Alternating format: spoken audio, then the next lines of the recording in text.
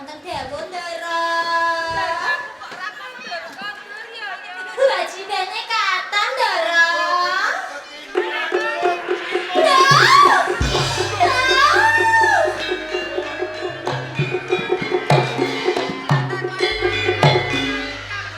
Mergo kabeh tumindakan pakan Joko Mriki. Senopati saka Kraton Majapahit. Pun Kakang wis ora kuat. Pun Kakang nyaluk pameran. Ndara pangerti mawon Ndara.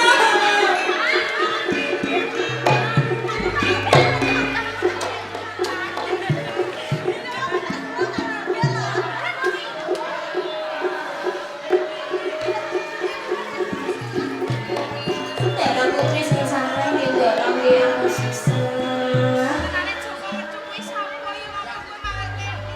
Kula nggih boten ngertos Ndara, Jaka Mercu menika sinten nanging sing pasti Jaka Mercu menika pawongan sing kurang ajar, sing wengis. Sampun wani mateni Ndara kakung kok Ndara.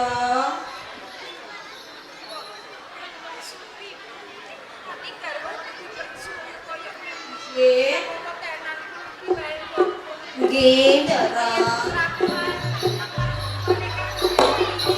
Banget kesewakan mulan.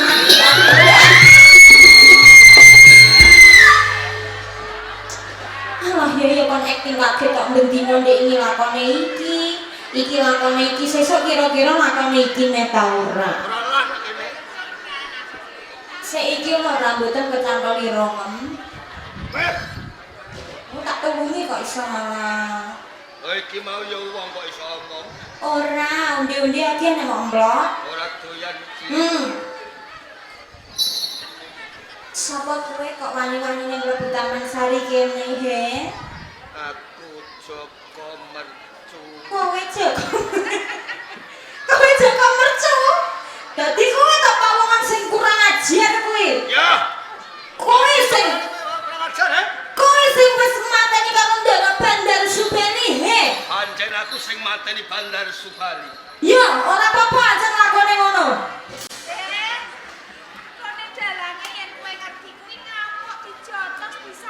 Kulo ngamuk. Kowe jahat, Joko Mercu. Kowe wis mateni karo bendaraku Joko Mercu. Ngamuk wis buang Ndara. Ngamuk Ndara. Yes. Yes. Yes. Iya ae kowe. Ora apa-apa. Yes, yes, yes, yes. Iki tak sapa Mas, aja digondeli. Iki tak sapa Mangkel ae aku.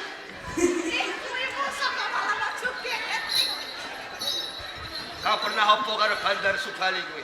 aku abdine. Oh, ketibal. Iya, ketibal. Kene Apa ae? kae bojone Ndaraku Bandar Subali. Ndaramu putri. Dah. Bandar Subali. Delok kok wetenge mencor kabeh. Iku ora meteng iku. Lha apa? Cacingen. Oh, alah.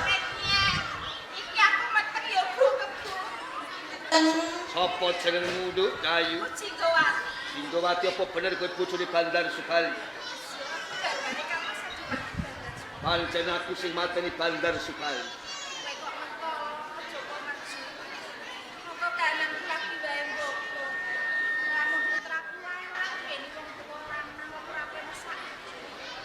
Ing sekawit Bandar Subali pancen musuh karo aku.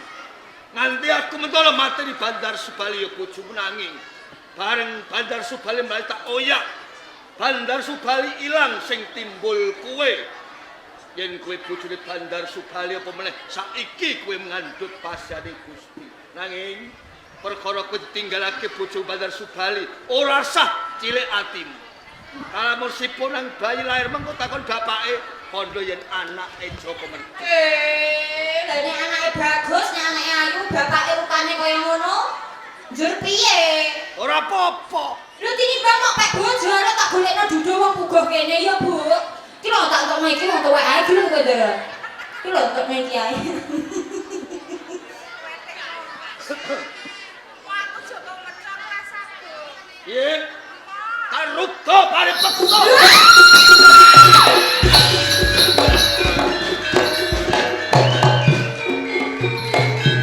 Kowe melayu nang ndi tetep tak goleki mergo aku seneng karo kowe Jinggawati nanging omblange Kadipaten Grati. Aku kang bakal jumeneng Adipati kanthi gelar Adipati Kebolan.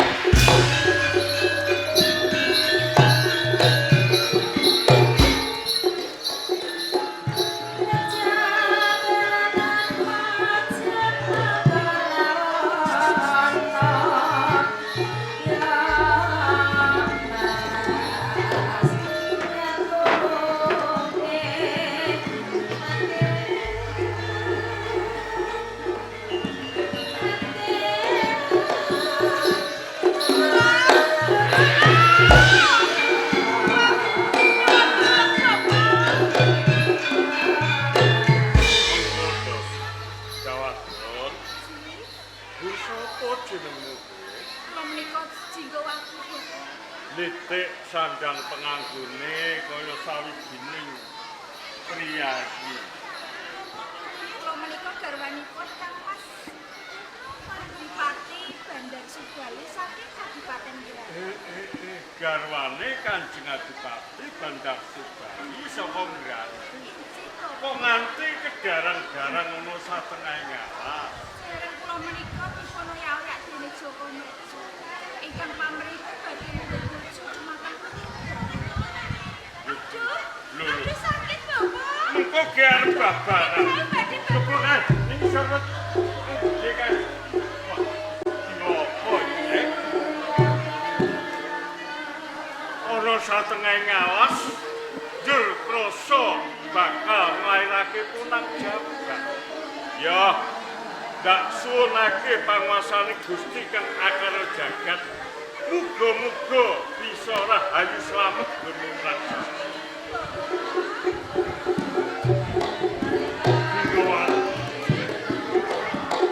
Waryo kanthi slamet mu perang sabil. Jenengan Bapak.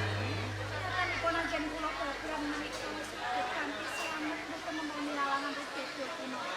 Anjur saiki anakmu wadon apa lanang?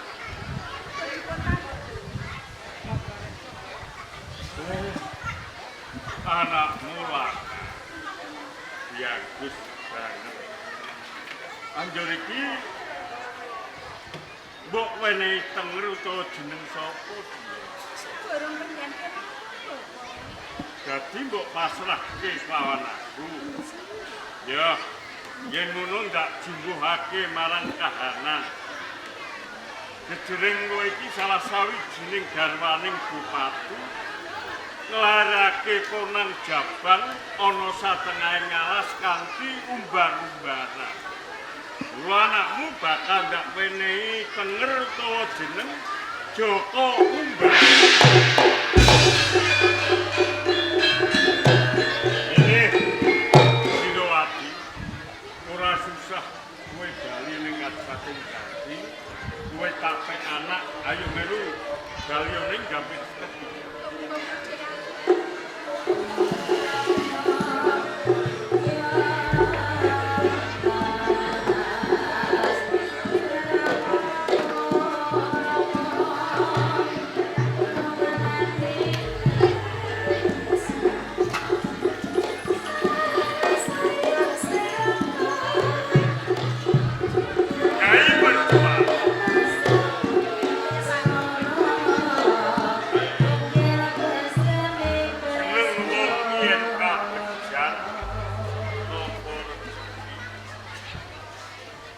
Ngepasi aku ledang ono alas ketemu lawan Ucap Wandur ora liya garwane Bupati Bandar. Nalika semono yo Garbini nganti lairake Munang Jambal ring satengah ngalas. Aku mesake tak nulis. Saiki malah saya tabah awake dhewe dituju. Ayo iki wis ngancik dewasa wis gedhe. Ayo emane bareng wis gedhe sing baran kowe. Yen dolan ora ngerti wayah. Iki wis wanci beduk tenange wayahe mangan kok yo ora mulih. Lah iya, dhe putu ya kaya ra duwe putu maneh. Bola-bali iki sing kleru ya sampeyan. Jenenge bocah kok umbaran. Lah bareng gedhe saiki bocahe umbar-umbaran ra tau sapa omah kepisan. Ayo mergo nggonku menehi jeneng Joko Umbaran ki tak jumbuhake marang lelakone lho iki. Jeneng atase garwane bupati nglairke Penang Jabang Bali. Rasane umbaran bae to, Pak. Apa? Ayo anakmu ki lho kok kebangetan bareng wis gedhe iki saben dolan ki ora ngerti wayah. Piye nyatane ora kurang-kurang ngandani. Iki mau pamit iki yo arep dolan karo jadule kok ora ngandani. Lah ngono ku apa ya ora Aku jantraning menungso kuwi pancen beda-beda. Nanging ngirang dosa apa sing tak sandang? Sak temah aku nemoni lelakon sing kaya ngene. Ora mung ning omah. Ora mung keluarga. Tangga teparo kae padha daksya kelawan Joko Umbaran. Dupeh Joko Umbaran kae menungso sing ora duweni bapak. Sak temah aku ora duweni kanca ruang, uripku mung kasepen. Sampean sak katrine pinangka dadi wong tuwa. Mbok yo ndedonga karo wong nom. Sekirane wong nom kae uripe bisa mulya. Isine mung rerasan lan rerasan. Besok kapan uripku bisa mulya? Ngene lho, Le. Umbaran. Jeneng simbah lanang lan simbah wadon. Iki saben dina. Iki ora kendhap gone ndedonga ndongakake kelawan kowe. Muga-muga besok umbaran yen wis ngancik dewasa bisa oleh pegawean sing matur lan sing kepenak. Iso mulyakake kawan simbokmu lan simbah lanang lan simbah wedok. Matur nuwun. Muga wae ing bisuke aku bisa nggayuh kamulyaning urip. Nanging Mbah, Ana apa? uripku kuwi kasepen. Klowang-klawung urip kaijenan ora duweni kanca ruwang. Mula kanthi kuwi Mbah, dina iki uga aku njaluk adi. Piye? Aku njaluk adi. Kowe iki lho sembrono kadhamu iki lho. Kok kowe njaluk adik?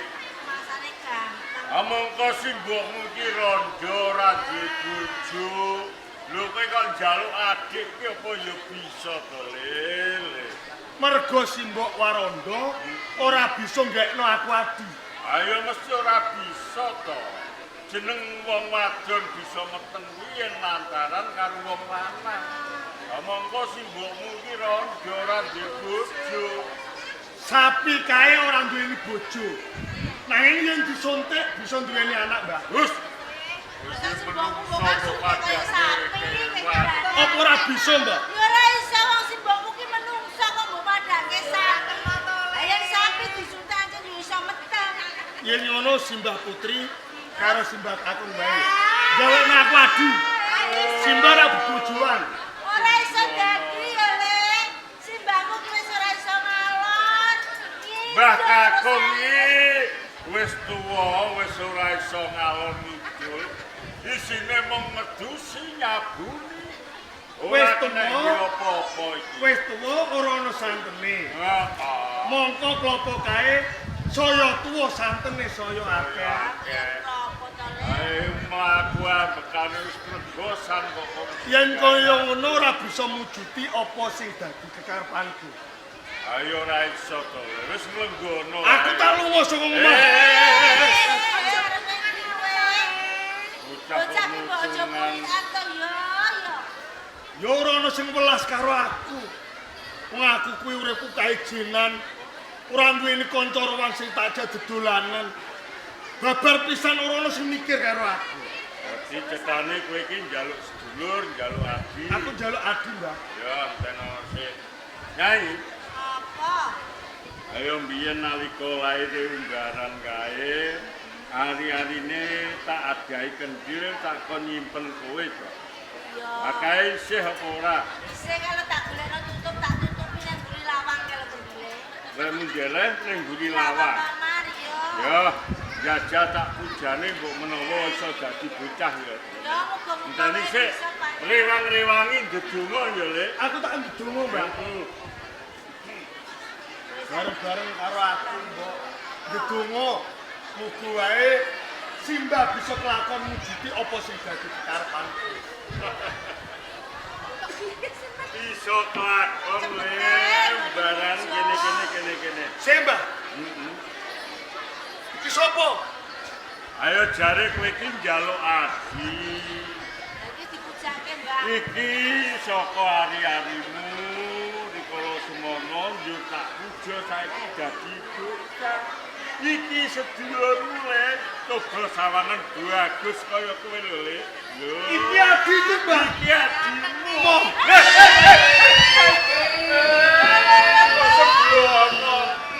Iki piye to, Lek? Nek wis dijagone bocah bayar apa buang nganggur, Lek, umbaran. Yen to adi wujud bayi, ora gawe bunga ing atiku, malah gawe soroning uripku. Mergo isih bayi, ngrepotno aku, Mbah. Isih mama, ora bisa tak jak dodolanan. Mengko yen nangis, ngene lho, Le. Saiki jek wujud Ponan Jabar. Mengko yen tambah dina, tambah sasi, tambah taun, lah ya mesti gedhe. Ora bedane kowe mbiyen wiwitane ya isih bayi. Ngenteni suwe. Ayo ngenteni udakara 10 taun wis kena bocah. Selak aku ndang tuwa, Mbak. Ora bisa bareng dedolanan karo aku. Dina iki uga aku njaluk adi sing gedhe padha karo aku. Ya ngerkasakne wong tuwa neh. Dadi karepku njaluk adimu iki ndang supaya gedhe. Mergo kena bocah dolanan. Bener, Mbah. Kene.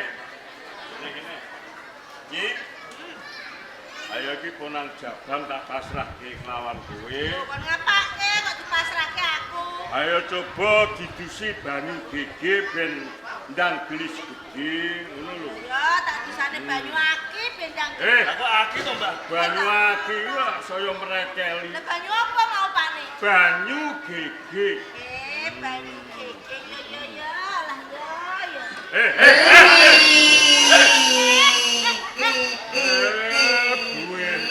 Ana apa ta pane? Ayo kok sempet gaplok kok. Banyu mbok kempit. Saya tangane. Ora aku wis ngono nggo banyu tak cepet ora bakal kesini. Lho ra iso.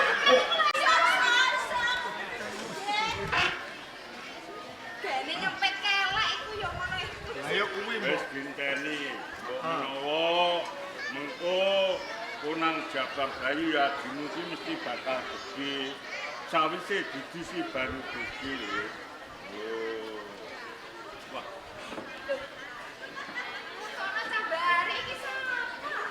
Simbah Putri. Apa Lek? Selingkuh. Kok iso selingkuh? Gandeng karo wong lanang liya. Aja layak, Le. Mbahmu wedok yang gerturu karo aku isine disingkur aku ditungi bokong. Lah ditungi bokong ngapa wis ora iso apa-apa. Dijolo sing Mbah duwe simpenan bocah. Lah iya, bocah layak to layak. Sampeyan iki kok ya melu-melu karo putumu.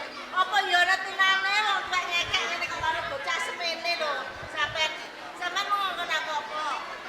Lagi supaya didusi banyu gege. Bayi saurunge tak dusi nak tak kelek to. Wis saiki kok malah bodhone semene kok kelek. Dadi iya. Adikku. Iya nek coba Bagus. Pitekso. dicepongke iki kakangmu. Ora sandal tak wedi kene. Sedulurmu. Aku kuwi sedulurmu. Sedulur. Sedulurmu tuwa. Kakang. Kakang. Kakang. Kakang Umbaran. Kakang Umbaran. Wah, Iki sapa kan? iki Mbah Kakung. Simbah lanang. Siagar Pamenggel. Nah, kae sapa, Mbah? Yungu Jinggowa. Kae sapa piye? Kae Mbah Wedok, Mbah Uti. Sapa, Mbah? Loh. Ya panen. Ora sampe Jenengku sapa? Aku ora duwe Durung jeneng. duweni jeneng, Mbak. kabeh dene jeneng ora. Nganti kelalen ora ndak wenehi jeneng. Ya wis ngene le. Ndak jumbuhke karo lelakonmu lan kahananmu. Mergo maune kowe iki saka ari-arine kakangmu si Umbaran, jur kowe tak puja nanti bisa dadi ponang jabang bayi. Mula ing kene kowe bakal ndak wenehi jeneng Joko Pujan. Sapa bocah? Apik kan apik. Sing rukun aja tukaran ya, Le. Ora kena tukaran ya. Tak masak ya. Ah, umum biyung masak. Hah? 80 wae, Mbah. Luwe. 80 wae. Wah ya luwe soalane nek tak kei mangan ya.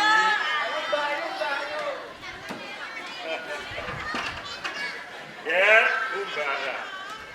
Simbah. Kok menawa lak uga wis ndadekake senenge atimu mergo bisa kelakon, kowe njaluk adik wis tak gaweke adik uga wis gedhe, ya toh? Matur nuwun banget, Mbak. Redene sampean wis bisa mujuti apa sing dadi kekarepanku. Nanging, Mbah, aku kepengin bebarengan karo sampean sabuk jagong sawetara. Kok saja ana wigati, Mbah, ana apa? swasana ana ing desa Gambir Seketi. Ora kurang-kurang anggonku budidaya. Golek gawean sing gumathok nanging nganti seprene durung entuk gawean sing gumathok kanggo nyukupi keluarga. Anjur karepku Uripku ki prasasat kaya dening kodhok sak jerone bathok. Tak kira ora bakal ana undak-undakane lamun to aku urip ana ing desa Gambir Seketi. kodhok sajroning bathok ora ngerti lor kidul etan kulon ya, Le. Bener, Kok menawa kurang wawasanmu, ora kleru, Mbak. anjur karepmu iki kepiye? Aku mung kepengin adu nasib tumuju ana ing Kutaraja golek gawean kanggo nyukupi keluarga ana ing Gambir Seketi. Kowe iki ya kaya ngono. Ing arep njaluk pengen duwe sedulur, ndak turuti tak gaweke adik. Lho saiki bareng duwe adik arep mbok tinggal lunga. Anjur adimu kepiye yen goleki kowe? Mula kanthi kuwi, Mbah, sansaya abot tanggung jawabku. Mongko aku kuwi anak lanang. Gegayuanku, tekaten atiku, aku kudu bisa urip mulya bebarengan keluarga ana ing desa Gambir Seketi. Luhur banget pembuktianmu. Ing pengangkah kowe kepengen mulyakake uripe simbokmu lan simbah kakung lan mbahmu putri. Kaya ngono, Mbah. Kowe pengen lunga ing Kutaraja golek pegawean. Ora kleru.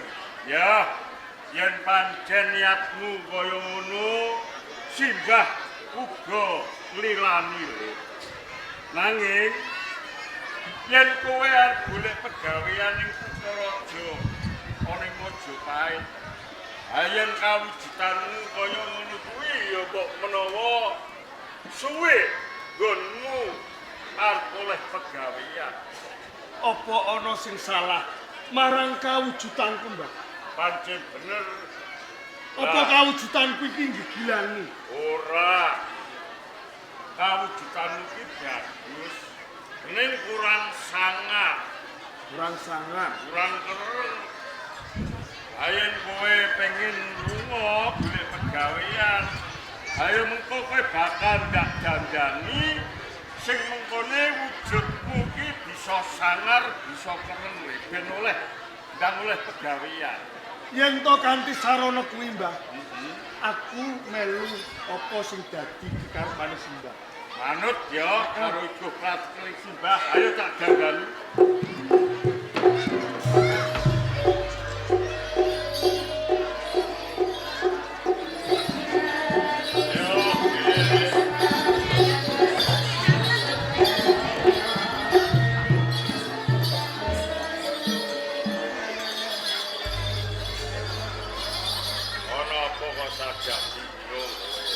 Lah, aku kok lebokke kamar kono kok sirahku munyer-munyer, Mbah. Ayo kowe iki tak dandani, tak ganti wujud. Tak ganti rupamu. Imen luwih sangar, mengko bendang oleh pegawean ngono lho. Lho, Mbah, aku kok dandani apa lho, Mbah? Oh, dadak sangar-sangar. Apa maune kurang sangar, Mbah? Ayo maune pancen bagus kurang sangar. Lho saiki wujudan kaya apa, Mbah? Kowe pengen ngerti wujudmu. Iya lho, Mbah. Mbah, kaya ana sendang ngilu le. Iki lho sedang ya, Mbah. Ya.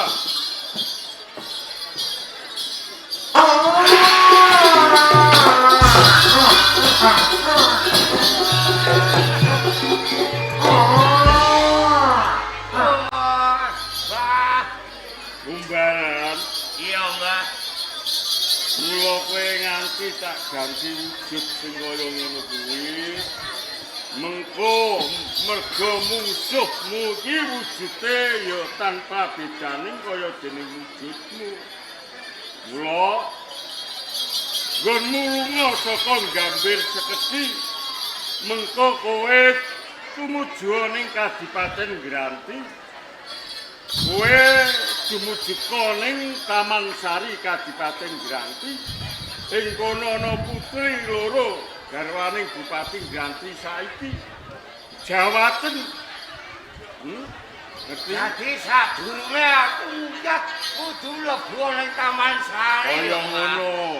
Bareng dok kapan bangku jumangka, Mbah? Aja kesuwen iki dina kang becik enggal tindakan. Lalu pangestune, Ya, Mbah. pangestu.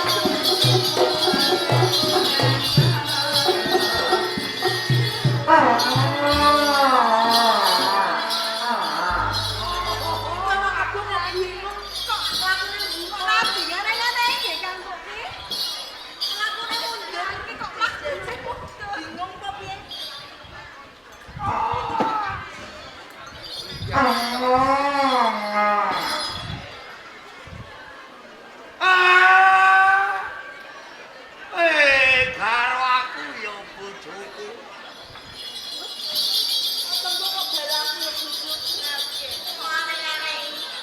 Lho, Kowe sakloro nak bojoku. Sing kandha sapa? Hah? Sing kandha aku dhewe. Apa yo lali karo bojone dhewe? Kok ngaku-ngaku kan dadi bojoku ta, Jen? Iso karo masaku piye? Saking pemake kula boten menika boten Kangmas Kebo Marcuet. Kangmas Kebo Marcuet menika panguritanipun resik niku kok ireng kados ngeten. Gonku metu iki perkara mikir ora gon becik-gut gawe. Mergo aku isih kangen karo bojoku ngono. Tangan iki lho kok ora nyambung.